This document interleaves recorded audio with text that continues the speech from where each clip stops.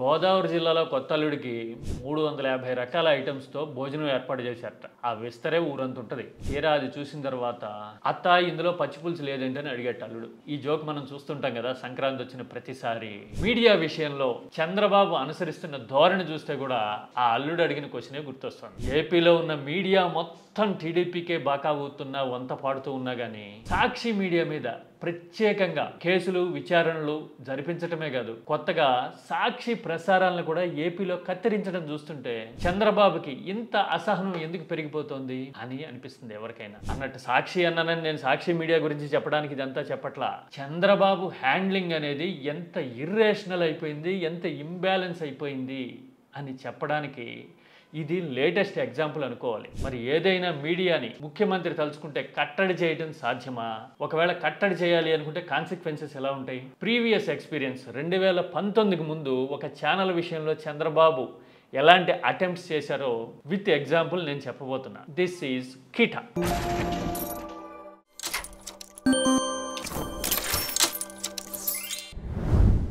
ఏపీలో మీడియా మొత్తం ఏకపక్షంగా ఉంది. ప్రభుత్వం ఏం చేసినా ఆహా ఓహో అంటా ఉంది.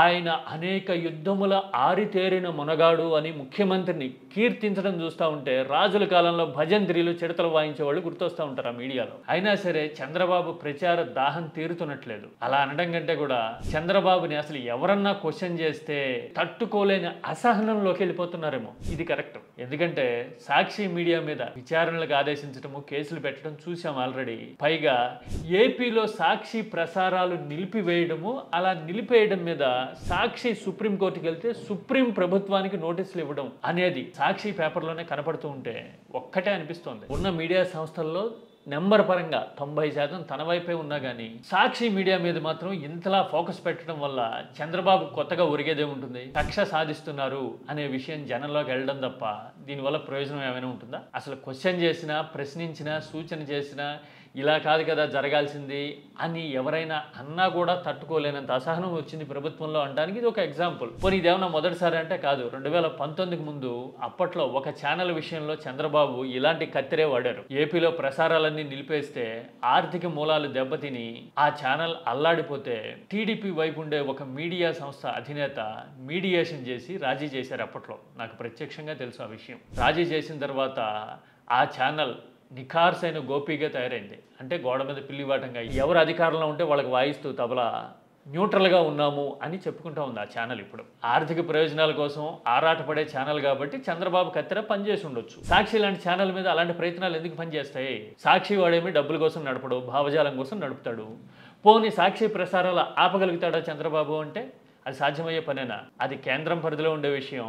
కేంద్రం ఎలా ఆలోచిస్తుంది ఏపీ రాజకీయాల విషయంలో, జగన్ విషయంలో అనేది ఓపెన్ సీక్రెట్. అదీ కాక ఏదైనా ఒక మీడియా సంస్థ ప్రసారాలు ఆపాలి అంటే ప్రధానమైన కారణాలు రెండై ఉంటాయి చాలా సందర్భాల్లో. ఒకటి, విదేశాల నుంచి అన్లాఫుల్ వేస్లో పెట్టుబడులు వచ్చాయి అని అనుకుంటే కనుక దాని మీద కత్తెర పడేందుకు ఎక్కువ అవకాశాలు ఉంటాయి. లేదు అంటే దేశ భద్రతకి సంబంధించిన వ్యవహారాల్లో ఏదైనా వివాదాస్పదమైన వైఖరి ఉంటే కనుక ఆ ఛానళ్ళ మీద చర్య తీసుకున్నట్టుగా రీసెంట్ హిస్టరీ మనకు కనబడుతుంది. ఈ రెండు సాక్షికి ఉండే అవకాశాలు లేవు కదా. Sakshi is a individual channel which is surviving on its own economic sources. మరి అలాంటప్పుడు ఇవన్నీ తెలిసి కూడా ఇలాంటి అటెంప్ట్స్ చేయడం ఎందుకు అంటే ఒక్కటే రీజన్, ఎవరైనా తలెత్తితే కనుక ఇలా ఉంటుంది మీకు అని హెచ్చరిక చేయాలి అనేది చంద్రబాబు ప్రయత్నం. అయితే దానివల్ల లాభం లేకపోగా చంద్రబాబులో ఇంత అసహనం, భయం, ఆక్రోశం పెరిగినాయా? క్వశ్చన్ చేస్తే ఇదిగో ఇలా కత్తిరేసుకుని పడుతున్నారా అని న్యూట్రల్గా ఉన్నవాళ్ళు అనుకుంటే కనుక చంద్రబాబుకే రాజకీయంగా నష్టం.